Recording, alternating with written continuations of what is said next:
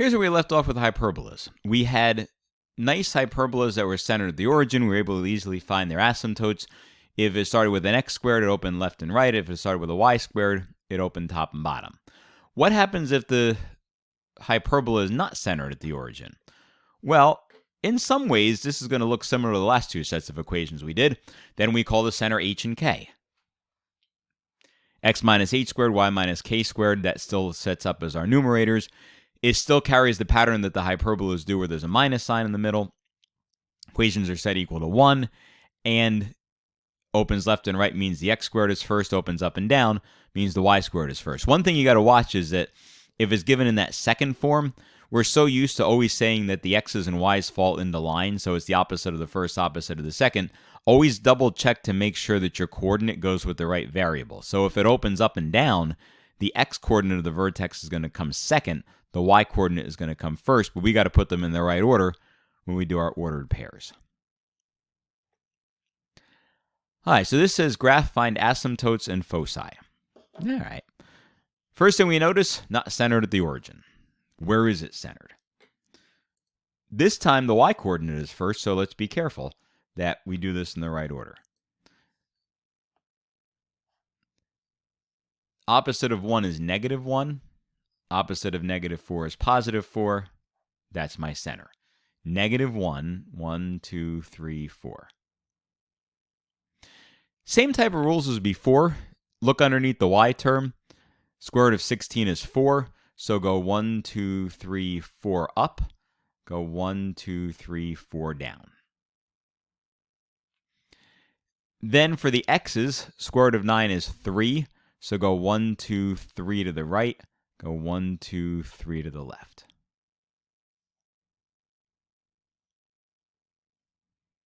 There's my box. So now, clearly my box is not centered at the origin anymore.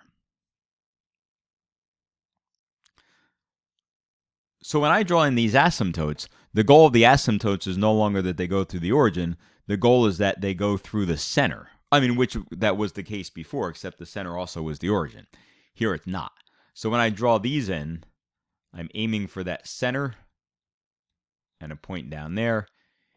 Here I'm going to aim for that center, point down there. Okay. If I want the equations for those asymptotes, I'm going to need 2 points and I'm going to need a slope. So for this one over here, from the center, it goes up 1, 2, 3, 4, and to the left 3. So the first slope is going to be up 4 to the left 3, negative 4/3. I also need a point, right? So I can do point slope form if I have a point and I have slope.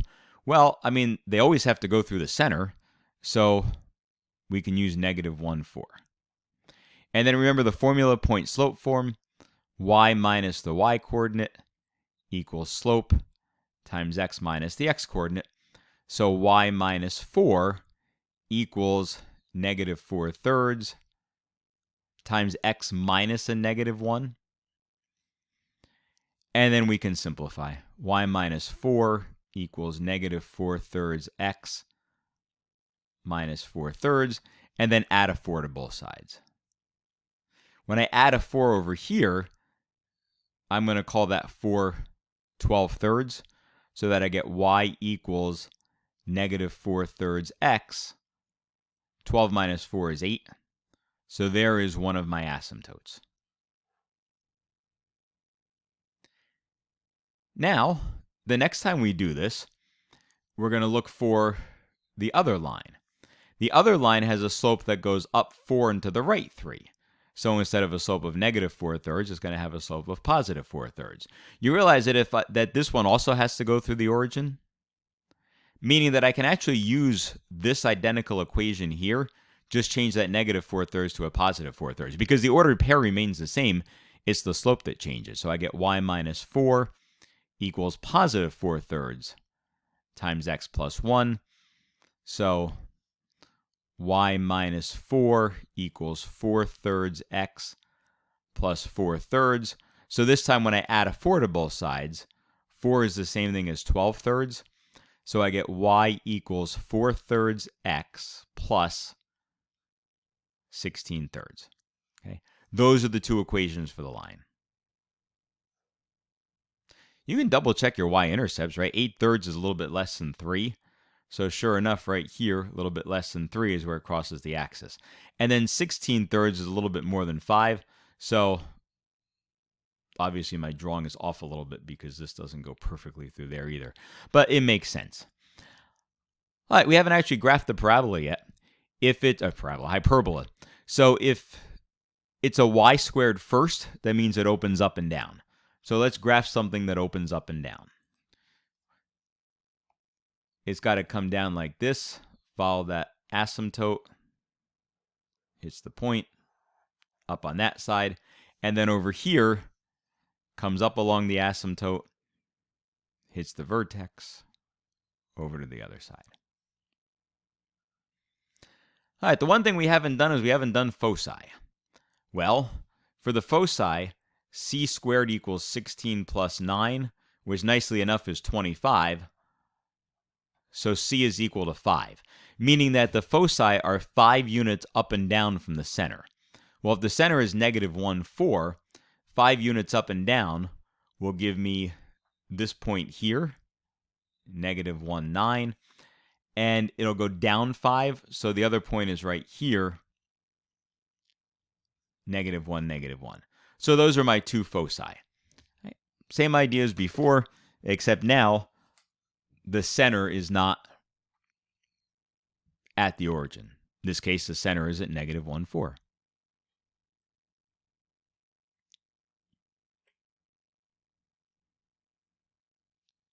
All right. If you want to try this one, you can try this one, play around with a little bit, put the box in there, and then draw in the asymptotes and everything else.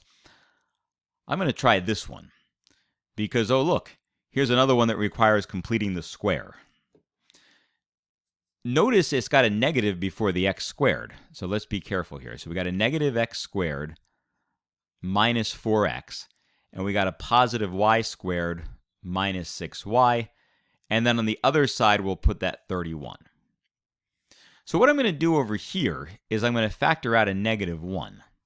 And I'm going to leave this as x squared plus 4x plus something. Over here, there's nothing to factor, so it's y squared minus 6y plus something equals 31. All right, completing the square. Half of 4 is 2. 2 squared is 4. So I would add a 4 to both sides, except I'm not really adding 4 to both sides. That -1, -1 times 4 is -4. So really, I subtracted 4 from the left, so I got to subtract 4 from the right. Just like if that had a 2 on the outside, we would add a 2 times 4 to both sides. Well, here it has a -1, so we do a -1 times 4 to both sides, which is -4. All right, in the second piece, half of -6 is -3. -3 squared is 9, so I add a 9 here. I add a 9 there. So I get negative x plus 2 squared, right? Half of 4x is 2. Over here, I get a y minus 3 squared. 31 plus 9 is 40. 40 minus 4 is 36. Now divide through by 36.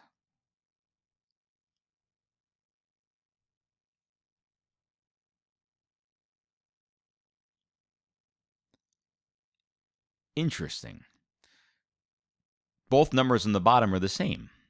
So I get negative x plus 2 squared over 36 plus y minus 3 squared over 36 equals 1. Now, back in a couple of videos ago, I had said, well, if you get the same number on the bottom, then it's a circle. Oh, but not here because, look, there's a negative before the x plus 2 squared. So we would write it more traditionally in reverse. In other words, we would write this as y minus 3 squared over 36 minus x plus 2 squared over 36 equals 1. So this is not a circle and it's not an ellipse because of that minus sign. All it means in this case that the two numbers on the bottom are the same is that my box is going to be a square. All right, so the center is going to be -2 on the x's, right? Because look at the order that this is in. The x's come second. So -2 positive 3, negative 2, positive 3. And then when I go to draw my box, square root of 36 is 6. So 1, 2, 3, 4, 5, 6 up, 6 down,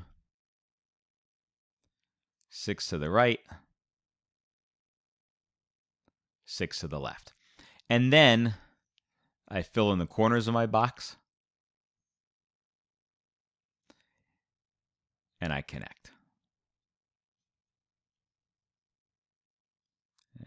Rough connection.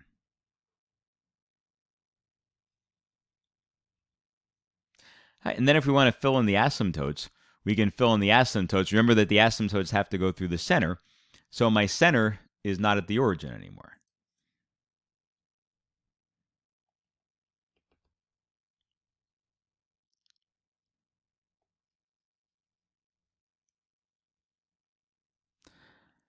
Right, which way does this open? If it's y first, right, y squared minus x squared, that must mean that it opens up and down. Right, so I know this is pushing the top of the graph, but it comes down like this and up, and it comes up and down.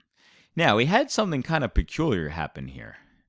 In other words, when I go to find my foci, we said the foci are the sum of the two numbers in the bottom. Well, in this case, the two numbers are the same, right?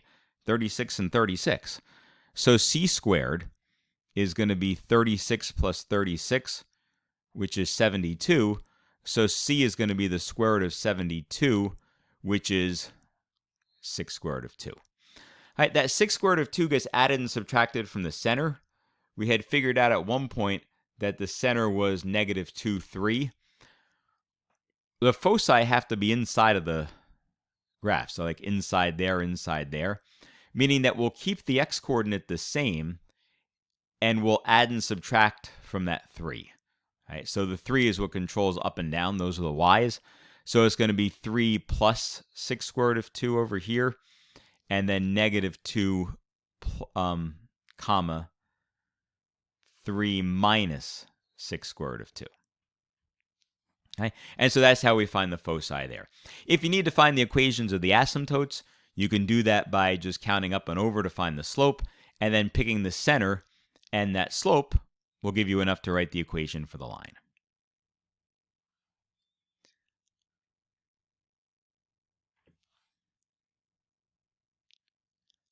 All right, take a look at the first one here.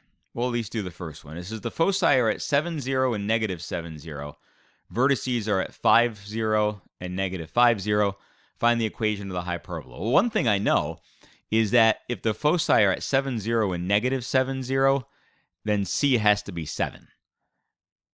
Because from 0, 0 up to 7 and down to negative 7. The other thing then is I've already figured out my center.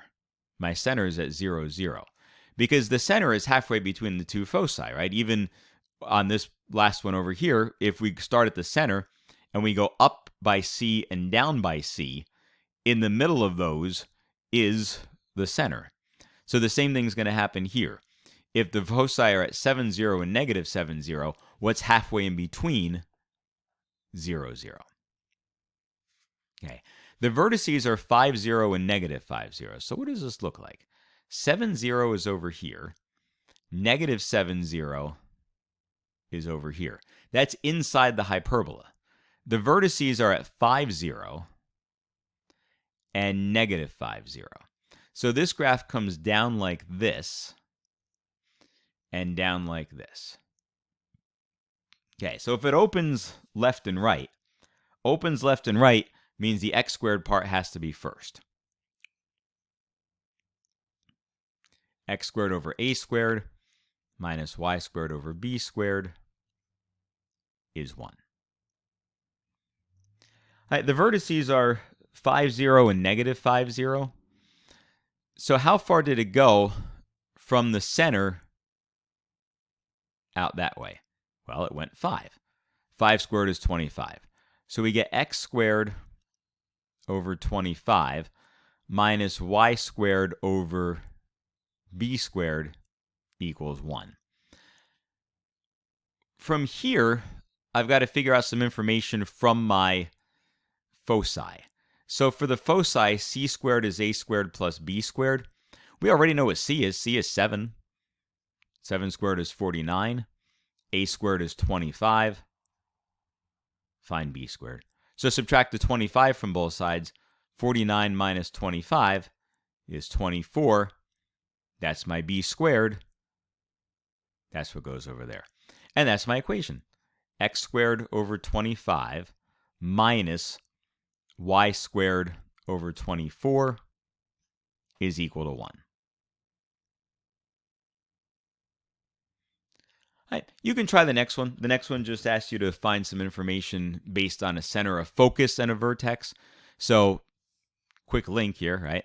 Between the center and the focus goes from negative 2, 1 to negative 2, 6.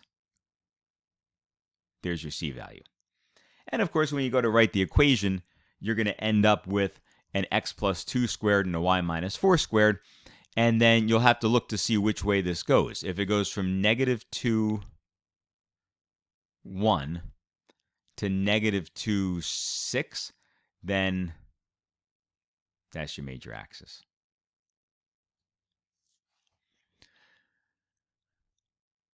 All right, so this one says, determine the equation of a hyperbola with these conditions. Center is 1, 1. A vertex at 7, 1. Conjugate axis is length 8. Okay, let's see what we can do with this. Center is 1, 1. There's a vertex at 7, 1. Well, 7, 1 is to the right of 1, 1. So the other vertex must be to the left of 1, 1. Well, if it goes 6 units to the right, from 1 to 7, that's 6 units, the other one has to go 6 units to the left. So 1 minus 6 is negative 5. There's your other vertex. I also figured something else out. If it goes 6 units this way in the x direction, then the number under the x squared is going to be 6 squared. What we don't know is how far up and down it goes. Or do we? Which axis is the conjugate axis? There's the non-transversable axis and the conjugate axis.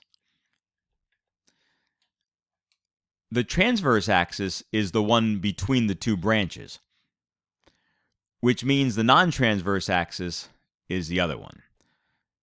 So if the transverse axis is the one between the two branches, then what we're talking about is the one that goes up and down, right? This one's the one that goes left and right. We want the one that goes up and down. So if the conjugate axis is of length 8, then it must go 4 up and 4 down, which means that the number underneath the y is going to be 4 squared. So how does this go? X minus 1 squared over, what do we say the x is worth? 36, right? 6 squared.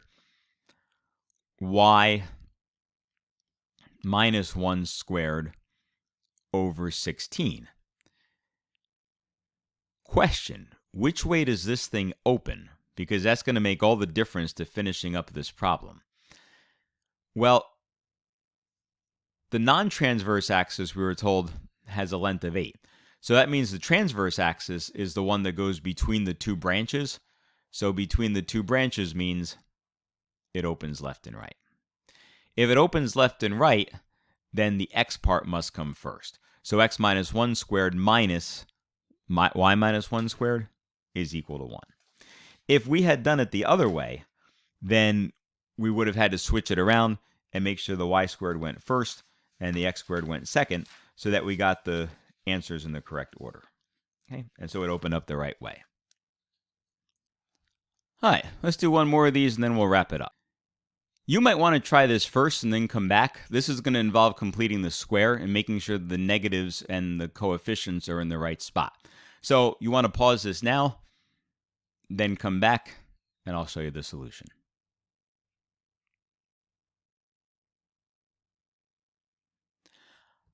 All right, so the first thought is, let's factor the 9x squared and 54x and put them together. So if I pull out a 9, I get x squared minus 54 divided by 9 is 6. And then for the second piece, let's factor out a negative 16 from the y's. So negative 16 gives me a positive y squared minus 4y. And then I'll throw the 127 over to the other side. All right, go through the completing the square process. Half of 6 is 3. 3 squared is 9, so I'm going to add a 9 to this side. When I do that, I'm really adding an 81 to the other side because it's 9 times 9. Over here, half of 4 is 2. 2 squared is 4. So when I add a 4 to this side, you realize that 4 is multiplied by negative 16. Negative 16 times 4 is negative 64. All right. So now I do a little factoring. This gives me an x minus 3 squared. This gives me a y minus 2 squared. And over on the other side, 81 minus 64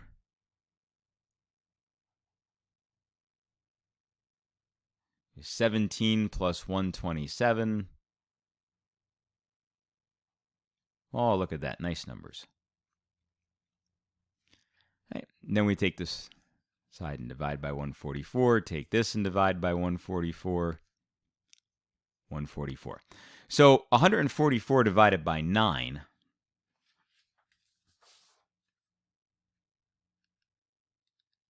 is 16. So I get x minus 3 squared over 16 minus y minus 2 squared over 9 is equal to 1. So my center is at 3, 2. And now I can draw my box, right? 3 up 2, there's my center. The x's go 4 left and right. The y's go 3 up and down. Square root of 9 is 3. Corners. Box.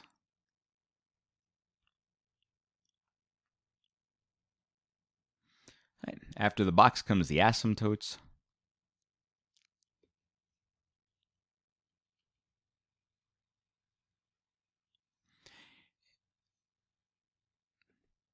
And then before we graph it, we should figure out which way it opens. Right? We do that by looking at the x and the y. So where are the x and the y located? If the x is located first, then it's going to open left and right. So it's going to come down here.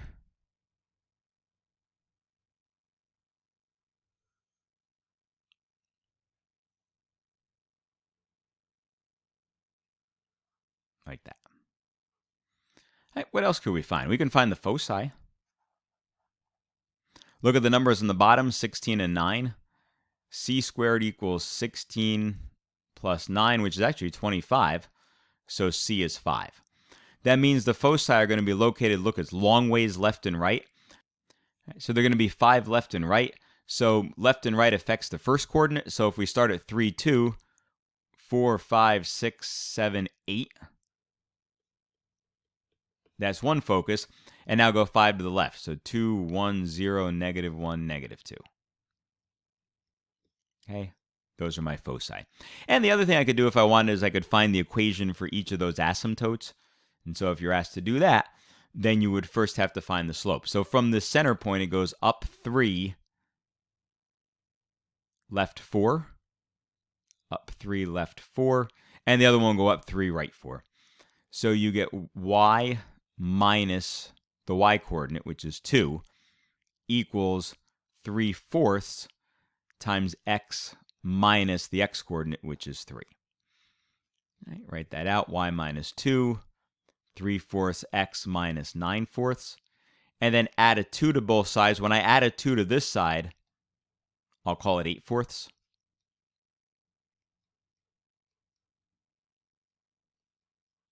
Right, so there's one equation for the asymptote. That's the one that goes up and to the right.